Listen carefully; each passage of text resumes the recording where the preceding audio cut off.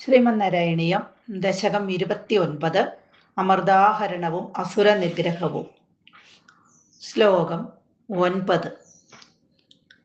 ഗജാനന പത്മാർക്കം ഗജാനനമഹർനിശം അനേകദം തം ഭക്താനാം ഏകദന്തമുപാസ്മഹേ. സരസ്വതി നമസ്തുഭ്യം വരദേ ജ്ഞാനരൂപിണി വിദ്യാരംഭം കരിഷ്യാമി സിദ്ധിർഭവതു മേ സദാ.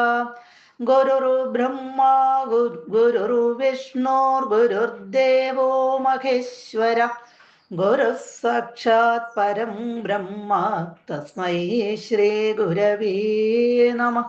ഓം നമോ ഭഗവതേ വാസുദേവായ.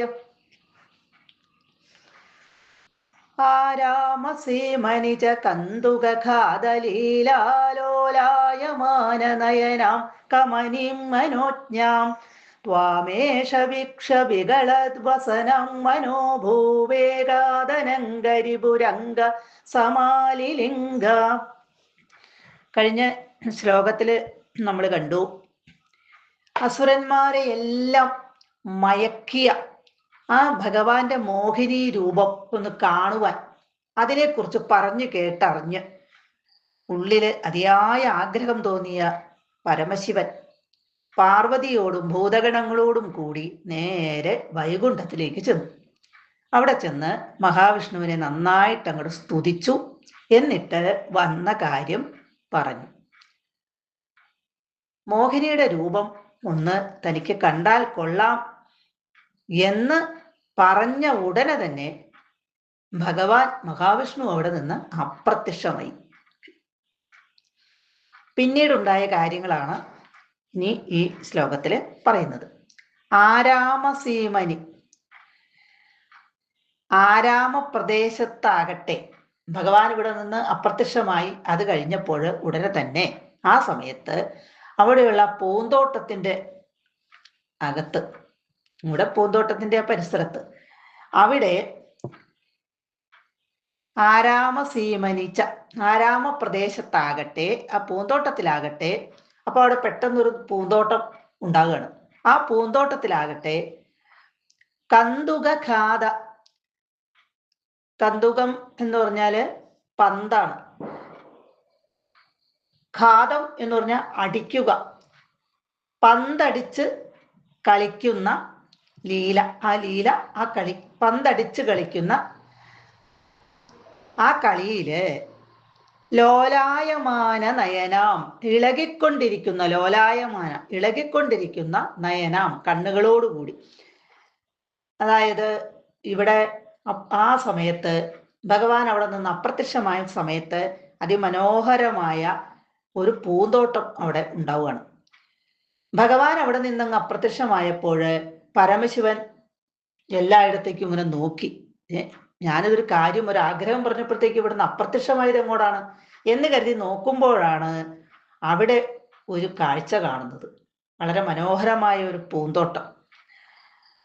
ആ പൂന്തോട്ടത്തില് അതിസുന്ദരിയായിട്ടുള്ള ഒരു സ്ത്രീ നിന്ന് ഒരു പന്തടിച്ച് കളിക്കുകയാണ്. പന്ത് താഴേക്ക് ഇടുക, അപ്പൊ പന്ത് മുകളിലേക്ക് പൊങ്ങും, അപ്പൊ താഴേക്കും മുകളിലേക്കും ആ ഇളകുന്ന കണ്ണുകളോടുകൂടി, കണ്ണിങ്ങനെ മുകളിലേക്കും താഴേക്കും നോക്കിക്കൊണ്ട് അങ്ങനെ പന്തടിച്ച് കളിക്കുന്നവളും മനോജ്ഞാം, അതിമനോഹരിയുമായ കമനീം, ഒരു സുന്ദരീമണിയായിട്ട്, ത്വാം അങ്ങയെ, ഭഗവാനെ, സാക്ഷാൽ മഹാവിഷ്ണുവിനെ, ഏഷ ഈ ശിവൻ കാണുകയും, അലങ്കരിബു, ഏക്ഷ ഇവിടെ വിക്ഷ്യ എന്നും കൂടി പറഞ്ഞിട്ടുണ്ട്. ഈ ശിവൻ കാണുകയും, പരമശിവൻ കാണുകയും, അലങ്കരിബു, അലങ്കൻ എന്ന് പറഞ്ഞ കാമദേവനാണ്, രിപു ശത്രു, ആ കാമദേവനെ ദഹിപ്പിച്ചവനാണ് എങ്കിലും അദ്ദേഹം അംഗ, അല്ലയോ, അല്ലെങ്കിൽ അല്ലേ,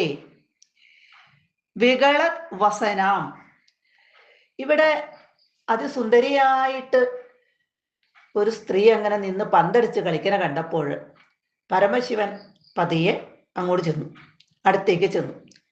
പരമശിവൻ അങ്ങടെ അടുത്തേക്ക് ചെന്ന സമയത്ത് വികളത് വികളത് എന്ന് പറഞ്ഞ സ്ഥാനം മാറിയ വസനാം ആ വസ്ത്രം, ഭഗവാൻ അടുത്തേക്ക് ചെന്ന സമയത്ത് പെട്ടെന്ന് ആ സുന്ദരിയുടെ വസ്ത്രം ഒന്ന് മാറി. ആ സമയത്ത് മനോഭൂ വേഗാത്, മനോഭൂ എന്ന് പറഞ്ഞാല് ഇവിടെ അതും കാമദേവനാണ്. അപ്പൊ ഇവിടെ കാമ പാരവശ്യത്താൽ ഉള്ളില് അപ്പോൾ ഒരു കാമം, ഒരാഗ്രഹം ഉണ്ടാകുകയാണ് പരമശിവന്. ആ ആഗ്രഹത്തോടു കൂടി ഇവിടെ മനോഭൂവേഗാത്, ആ പാരവശ്യത്താൽ, കാമപാരവശ്യത്താൽ സമാലിലിംഗ, നന്നായൊന്ന് കെട്ടിപ്പുണർന്നു. അപ്പൊ പരമശിവന് ഭഗവാൻ അപ്രത്യക്ഷമായി കഴിഞ്ഞപ്പോഴത്തെ എങ്ങോടെ പോയേന്ന് അറിഞ്ഞില്ലല്ലോ എന്ന് കരുതി നാലുപാടും ഇങ്ങനെ നോക്കുമ്പോഴാണ് അതിമനോഹരമായ ഒരു പൂന്തോട്ടവും അതില് ഒരു സുന്ദരിയെയും കാണുന്നത്. ആ സുന്ദരി ഇവിടെ പന്തടിച്ച് കളിച്ച് അതിലിങ്ങനെ ലയിച്ച് നിൽക്കുകയാണ്. ആ സുന്ദരിയെ കണ്ടപ്പോൾ, അതിമനോഹരിയായ ആ യുവതിയെ കണ്ടപ്പോൾ പരമശിവൻ നേരെ അടുത്തേക്ക് ചെന്നു. പരമശിവൻ അടുത്തേക്ക് ചെല്ലുന്ന സമയത്ത് അവളുടെ വസ്ത്രം ഒന്ന് മാറുകയും ചെയ്തു.